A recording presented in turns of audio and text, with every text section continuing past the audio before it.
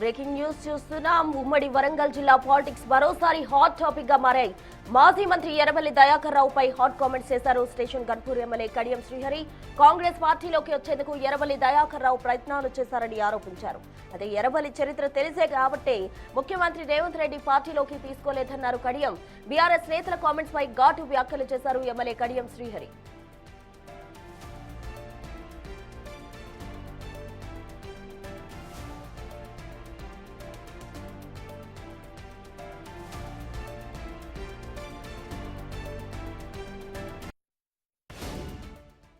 నేను అడుగుతున్నా రాజయ్య గారు, నువ్వు నన్ను తెల్లారులేస్తే నన్ను తిట్టుడు కాదు, నా పైన విమర్శలు ఆరోపణలు చేయడం కాదు ముందు నీ పరిస్థితి ఏందో నువ్వు తెలుసుకో.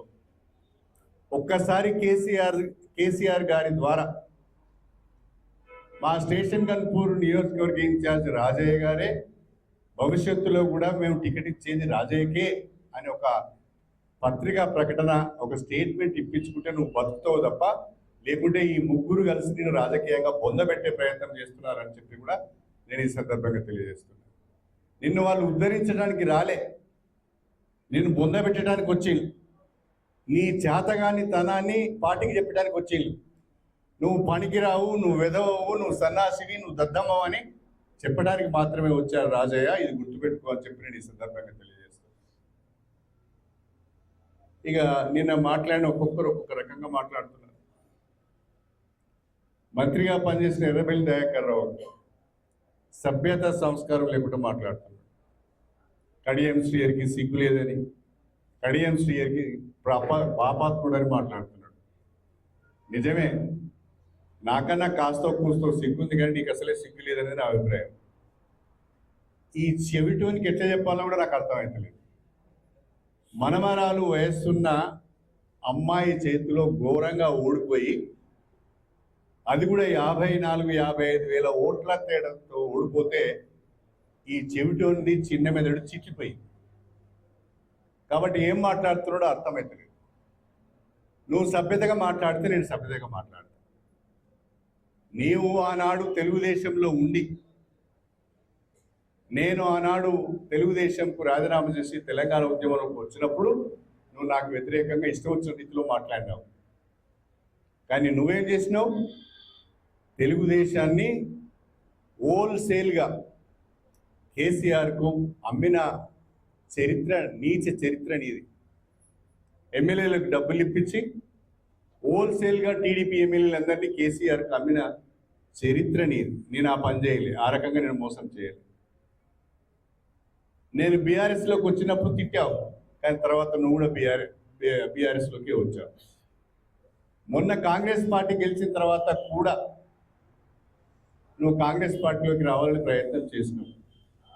కానీ నీ నీచ చరిత్ర తెలిసిన రేవంత్ రెడ్డి నేను తీసుకోవడానికి ఇష్టపడలేదు. నీ మోసపూరితమైన చరిత్ర తెలిసిన రేవంత్ రెడ్డి నేను తీసుకోవడానికి ఇష్టపడలేదు.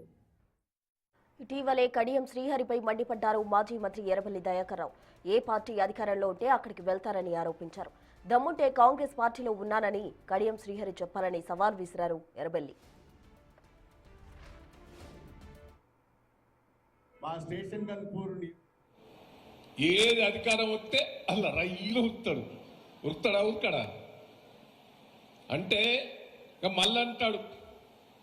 దయచేసి మన అందరం కూడా ఆలోచించాలి. తెలుగుదేశంలో మంత్రి పదవి దొబ్బిండు, 10 ఏళ్ళు వెళ్ళిండు, మళ్ళా దిగిపోతాడు. ఎలా కురికొచ్చిండు? టీఆర్ఎస్లోకి వచ్చి, టీఆర్ఎస్ నుంచి గవర్నమెంట్ పోతాడు, మళ్ళీ ఎలా కురికిండు? సిగ్గున్నదా? ఉపన్యాసిస్తాడు జోర్దారు. నేను ఒక్కటే అంటున్నా, నీకు దమ్ము ధైర్యం ఉంటే నేను కాంగ్రెస్ పార్టీలో ఉన్నా మీరు చెయ్యి గుర్తు కోటేయమని అనువను అంటాడా? ప్రెస్ మీడియా వాళ్ళు కూడా రాసుకోవాలి. ఇది దమ్ముంటే అనువను, అది అనడు. అది ద్రోహం కాదా? నువ్వు ఆ పార్టీలో ఉండి కూడా పార్టీ పేరు చెప్పుకునే అర్హత కూడా లేదు, సిగ్గు శరం లేకుండా మాట్లాడుతున్నావు. నేను ఒకటే మిమ్మల్ని అందరినీ కూడా కోరేది, అసుంటి పాపాత్మునికి గన్పూర్ బుద్ధి చెప్పాలని కూడా ఈ సందర్భంగా మీకు తెలియజేస్తా. చెప్తారా లేదా? ఏ పార్టీ అధికారంలో ఉంటే ఆ పార్టీలోకి కడియం శ్రీహరి వెళ్తారంటూ దయాకర్ రావు చేసిన వ్యాఖ్యలకు గాను కౌంటర్ ఇచ్చారు కడియం శ్రీహరి. దీనికి సంబంధించి పూర్తి వివరాలు మా ప్రతినిధి వేణు లైవ్ ద్వారా అందిస్తారు. వేణు,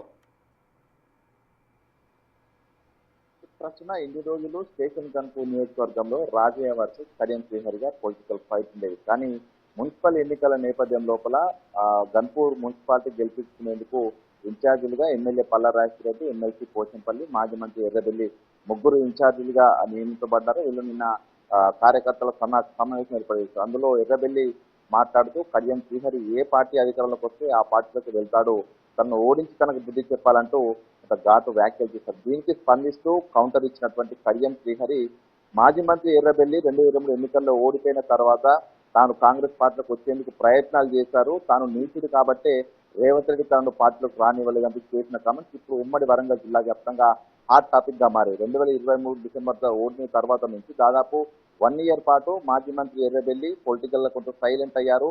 ఎక్కడా కూడా తాను కార్యక్రమంలో పాల్గొనలేదు. దీంతో ఆ 1 ఇయర్ పాటు తాను కాంగ్రెస్ పార్టీలోకి వచ్చే ప్రయత్నాలే చేశారా, అవి విఫలమైన తర్వాతే మళ్ళీ తిరిగి బీఆర్ఎస్ లోపల కొంత యాక్టివ్ అయి పనిచేస్తున్నటువంటి చర్చ అయితే ప్రస్తుతం జోరుగా జరుగుతోంది. ఇక మాజీ మంత్రి నిజంగా గతంలో టీడీపీలో ఉన్నప్పుడు తానే కొంతమంది ఎమ్మెల్యేలను బీఆర్ఎస్ పంపించారు. ఆ తర్వాత తాను బీఆర్ఎస్ లో జాయిన్ కావడం జరిగింది. అదే విధంగా స్ట్రాటజీ మళ్ళీ ఇప్పుడు కూడా ఫాలో అవుతున్నారా? కొంతమంది ఎమ్మెల్యేలను కాంగ్రెస్ పార్టీకి పంపించిన తర్వాత మళ్ళీ తాను వచ్చే ప్రయత్నాలు చేస్తున్నటువంటి ఒక చర్చ అయితే ప్రస్తుతం ఊపందుకున్న సిచ్యువేషన్. ఇక ఇన్ని రోజుల పాటు మాజీ మంత్రి కడియంపై ఎన్ని వ్యాఖ్యలు చేసినా కూడా ఈ స్థాయిలో స్పందించారు. సో ఈసారి తాను కాంగ్రెస్ పార్టీలోకి వచ్చేటువంటి పరిస్థితి జరిగింది. దాన్ని రేవంత్ రెడ్డి అడ్డుకున్నటువంటి చేసిన వ్యాఖ్యలతో మొత్తంగా అయితే అసలు మాజీ మంత్రి ఎర్రబెల్లి తీరు ఎదుగుతుందనేటువంటి ఒక చర్చ అయితే, మరోవైపు అటు పల్లా, ఎమ్మెల్సీ పోచంపల్లిపై కూడా హాట్ కామెంట్ చేశారు. రాజయ్య అనేటువంటి వ్యక్తితో పాటు శివపురం దొంగల బ్యాచ్ కూడా గన్పూర్ లో దిగుతుంది, వాళ్ళందరికీ బుద్ధి చెప్పాలంటూ కూడా కడియం శ్రీహరి కొంత ఘాటైన వ్యాఖ్యలు చేశారు. ఇన్ని రోజులు కొంత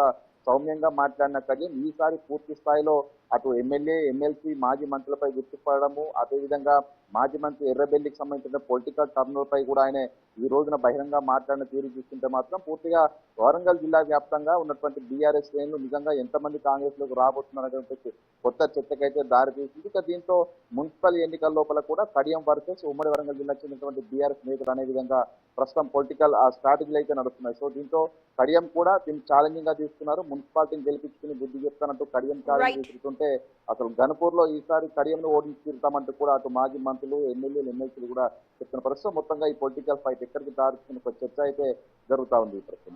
రైట్, థ్యాంక్ యూ వేణు.